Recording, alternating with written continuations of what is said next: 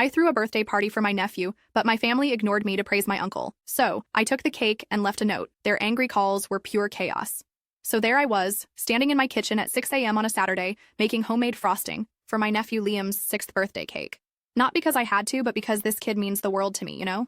I'd been planning this party for weeks, picked out Spider-Man decorations from Target, ordered a custom cake from that fancy bakery downtown, even hired a magician who does balloon animals. The whole 9 yards. Liam's parents, my older brother, Mark and his wife Sarah, they're good people, but honestly pretty overwhelmed with work and everything. So naturally, Aunt Me steps in to make sure their kid gets the birthday he deserves. It's what family does, right? At least that's what I kept telling myself while I was maxing out my credit card on party supplies. The party was set for 2 p.m. at Mark's place. I showed up around noon with my Honda Civic packed to the brim, streamers, balloons, that expensive cake, gift bags filled with Hot Wheels cars and Pokemon cards. Took me 3 trips just to get everything inside. Mark helped carry a few boxes, mumbling thanks while scrolling through his phone. Sarah was somewhere upstairs getting Liam ready. Then Uncle Rick rolled up. Now Rick is Mark's younger brother, and let me tell you, this dude has been the golden child since we were kids. Doesn't matter that he's 32 and still lives in his mom's basement, or that he shows up to family events smelling like he hasn't seen a shower in days. Rick could probably rob a bank, and somehow my family would find a way to praise him for his entrepreneurial spirit. He strolled in carrying this beat-up bike. I'm talking rusty chain, peeling paint, the works. Thing looked like he pulled it out of someone's garbage, which, knowing Rick, he probably did. But the way my family reacted, you'd think he just rolled up with a brand new Tesla. Oh, Rick, you're so thoughtful, Sarah gushed, practically bouncing with excitement. Liam's going to absolutely love this. Mark was nodding like Rick had just solved world hunger. Dude, this is perfect. He's been asking for a bike forever. You really went all out, man. All out? All out? I wanted to scream. I'd spent $600 bucks on this party, and Rick finds some rusty piece of junk on the curb, and suddenly he's father of the year. But I bit my tongue, focused on hanging up the last of the streamers, and tried to remind myself this was about Liam, not me. The guests started arriving around 2:30. Liam's little friends from school, some neighbors, a few family members, kids, were running around, having a blast with the decorations I'd put up. The magician showed up right on time and had everyone mesmerized with his tricks. Everything was going perfectly, except nobody seemed to notice I existed. Every conversation somehow circled back to Rick and his amazing bike gift. Aunt Dorothy, who hadn't spoken to me since Thanksgiving, spent 20 minutes telling anyone who'd listen about how generous and caring Rick is. Cousin Jenny posted like 15 Instagram stories about Uncle Rick saving the day with the perfect present. Even the neighbors were asking Rick where he found such a vintage bike for Liam.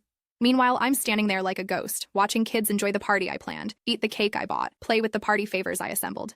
Not one person mentioned the decorations. Not one person commented on how perfect the cake looked. When someone did acknowledge me, it was to ask if I could clean up the punch someone spilled or help serve more cake. That's when it hit me. This wasn't new. This has been my entire life. Growing up, Rick was always the favorite. He could skip school, and my parents would laugh it off as boys being boys. I'd get straight A's and barely get a good job at dinner. Rick would forget to mow the lawn for 3 weeks and finally do it. And suddenly he's being praised for being responsible. I'd do my chores without being asked, and it was just expected. Even as adults, nothing changed. Rick shows up 2 hours late to Christmas dinner with gas station wine, and everyone's just happy he made it. I spend days cooking side dishes and organizing gifts, and it's treated like my job. When Rick got fired from his 3rd job in 2 years, the family rallied around him with support and encouragement. When I got promoted to senior analyst at my company, I got a "that's nice, honey," and the conversation moved on. I've been the family's unpaid event coordinator, babysitter, and emotional support system for years. Need someone to watch the kids. Last minute? Call me. Want someone to organize the family reunion? Obviously, that's my responsibility. Need help moving furniture or cleaning out the garage? Good old reliable me will handle it, but Rick brings a rusty bike and suddenly he's the hero of the day. Update. Hey everyone, thanks for all the support in the comments. I'm reading every single one, and honestly, it's helping me realize I'm not crazy for feeling this way.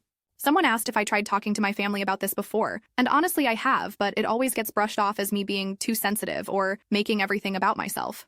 Anyway, it gets worse from here. Should I have just sucked it up and stayed? What would you have done? I stood there watching Liam blow out his candles, on the cake I bought, surrounded by decorations I hung, at the party I planned, while everyone cheered for Rick. That's when something inside me just snapped. You know that feeling when you're in a crowded room but feel completely invisible? That was me, except instead of strangers, it was my own family acting like I didn't exist. I'd spent weeks and hundreds of dollars making sure Liam had the perfect birthday, and I was being treated like the hired help. I walked over to where Mark was still going on about Rick's incredible thoughtfulness. To some neighbors, tapped him on the shoulder and said I needed to talk to him. He barely looked at me, just waved me off with, "Can it wait? We're in the middle of something here." That was it. That was my breaking point. I went into the kitchen, found some notebook, paper, and wrote a quick note. Since my efforts aren't needed or appreciated, neither is my party. Hope you all enjoy explaining to Liam where his cake went. The Invisible Ant.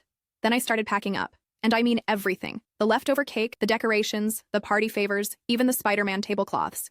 If they wanted to worship Rick and his trash bike, they could do it without my backdrop. It took me about 10 minutes to dismantle everything I'd spent hours setting up. The kids were still outside watching the magician, so most people didn't notice right away. But Sarah walked into the kitchen just as I was boxing up the last of the decorations. "What are you doing?" she asked, looking genuinely confused. "Leaving," I said, not even looking up from packing. "You all seem to have the entertainment covered with Rick's amazing contribution." She started to say something, probably some half-hearted attempt to convince me to stay, but I was already walking out the back door with my arms full of boxes. Made 3 trips back to my car while the party continued in the backyard. Nobody else even noticed. As I was loading the last box into my trunk, Liam came running around the corner. Poor kid looked so confused seeing me pack up. "Aunt, where are you going? We haven't had cake yet." That nearly broke my heart. None of this was his fault. He didn't ask to be stuck in the middle of family drama on his birthday. So I knelt down to his level and said, "How about you and I have our own little cake party? Just us two?" His face lit up like Christmas morning. "Really? Can we go to the park?" 20 minutes later, we're sitting at a picnic table in Riverside Park, sharing slices of Spider-Man cake and watching ducks swim around the pond. Liam was telling me about his favorite part of the magic show, completely happy to have some one-on-one time with his aunt. For the first time all day, I felt like my presence actually mattered to someone. I turned my phone off around 4 p.m., figured my family was probably too busy celebrating Rick's generosity to notice I was gone anyway. Boy, was I wrong. Update. The messages started coming in around 6 p.m. when I finally turned my phone back on. Apparently, the family noticed I was missing when they went to cut the cake and couldn't find it anywhere. Liam told them we went to the park for special aunt and nephew cake time, and that's when everyone realized I'd taken everything and left. The next part of this story is wild. Should I share the actual text they sent me? Some of you might not believe how ridiculous they got. When I finally powered my phone back on that evening, I had 23 missed calls and about 40 text messages. The progression was something else. It started with confusion. Mark texting, "Where did you go? Liam said you took the cake to the park?" Then mild irritation from Sarah. "We have guests here asking about dessert. This is really inappropriate timing." But by evening, when I guess they realized I wasn't coming back and had to explain to everyone why there was no cake at the birthday party, things got nasty real quick. Rick, who apparently felt personally attacked by my departure, sent me a novel. "Really? You're gonna throw a tantrum and ruin a kid's birthday because you're jealous of a bike? Grow up. Some of us don't need to buy people's love with fancy parties. I gave from the heart and you can't handle that someone else got attention for once. You've always been selfish like this. Mom always said you were too dramatic." That last line hit different because it was probably true. Growing up, whenever I stood up for myself or pointed out unfair treatment, I was labeled dramatic or attention-seeking. Funny how standing up for yourself gets twisted into being selfish when you're a woman, but when Rick throws actual tantrums, it's just Rick being Rick. Mark's messages were more disappointed dad energy. "I don't understand why you left like that." Rick worked really hard to find that bike for Liam. Just because he got some praise doesn't mean we don't appreciate what you do. But taking the cake was pretty childish. These people had to leave without dessert, and we had to explain why. Working really hard to find a bike? Dude probably spotted it on someone's curb during his morning walk to 7-Eleven for energy drinks. Sarah tried the guilt trip approach. "Liam keeps asking where you went and why you took his birthday cake. How am I supposed to explain this to a 6-year-old? You really hurt his feelings leaving like that. I thought you cared about him more than your own ego."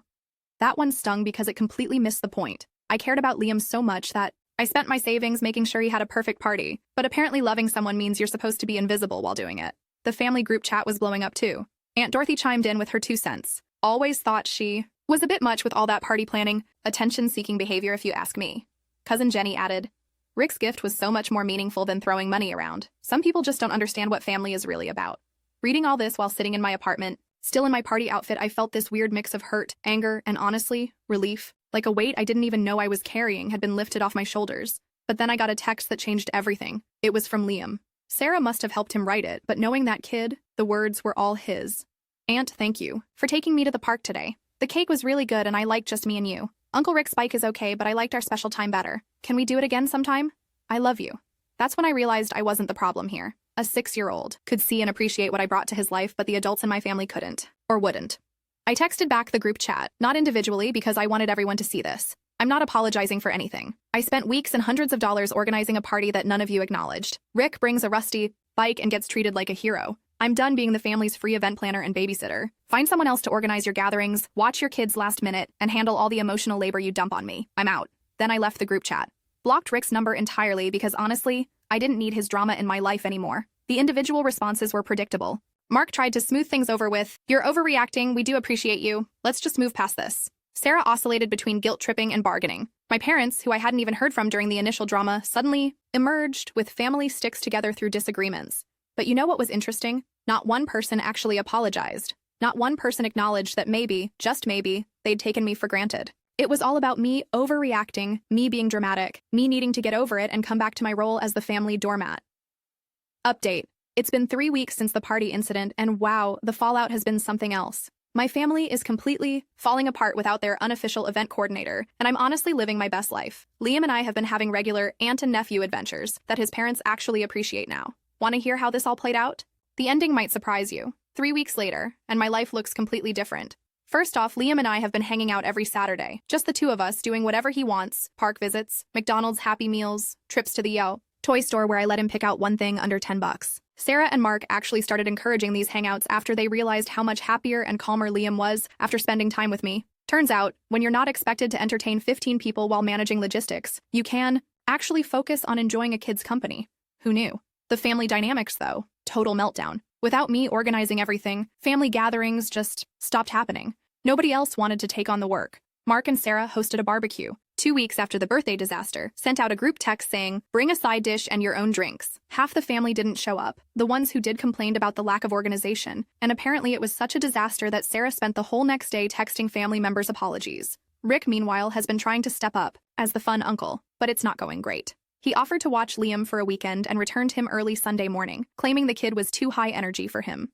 The bike he gave Liam broke after 2 weeks because the chain was rusted through. Mark had to buy a new one from Walmart, which cost more than anything Rick has ever contributed to anything. My parents finally reached out about 10 days ago, not to apologize, but to ask if I'd help organize my mom's 60th birthday party next month. I literally laughed out loud reading the text. Told them I was sure Rick could handle it with his incredible gift-giving skills and amazing generosity. Haven't heard back from them since. But here's the thing. I'm not even mad anymore. I'm grateful. All this time, I thought I was being a good family member by constantly giving, organizing, and managing everyone else's needs. But I was actually enabling them to treat me like free labor while they gave credit and appreciation to people who did the bare minimum. I've been using all that time and energy I used to spend on family drama on myself. Signed up for a pottery class at the community center, started hiking on weekends when I'm not with Liam, even went on a weekend trip to Nashville with some girlfriends, something I never would have done before because someone always needed me to babysit or organize something. My friend Jessica, who's been watching this whole thing unfold, put it perfectly. You've been setting yourself on fire to keep everyone else warm, and now you're surprised they're cold when you stop burning yourself up. The crazy part is how much mental space I have now. I didn't realize how much energy I was spending trying to manage everyone else's relationships and emotions. Now I wake up on weekends and my only question is, what do I want to do today? Instead of, who needs my help and what event do I need to plan? Liam's the only one who's gotten more of my attention, not less. And the quality of our relationship has improved dramatically because I'm not stressed and resentful all the time. When I pick him up on Saturdays, I'm genuinely excited to spend time with him instead of feeling obligated. Last weekend, we were at Chuck E. Cheese sharing a pizza when he looked up at me and said, "Aunt, I'm glad you don't live with all the angry grown-ups." Out of the mouths of babes, right? I asked him what he meant, and he said, "When we have family dinners, everyone's always complaining about something or arguing, but when it's just me and you, we just have fun." That kid figured out in 6 years what it took me 28 years to learn. Sometimes the best thing you can do for the people you love is stop enabling the people who don't appreciate you. Sarah texted me yesterday asking if I'd help with Liam's school project because she's overwhelmed with work. I told her I'd be happy to help Liam directly, but I wasn't available to take on project management for busy parents. She could drop him off at my place Saturday morning and pick him up after we finished. She agreed without argument. Progress.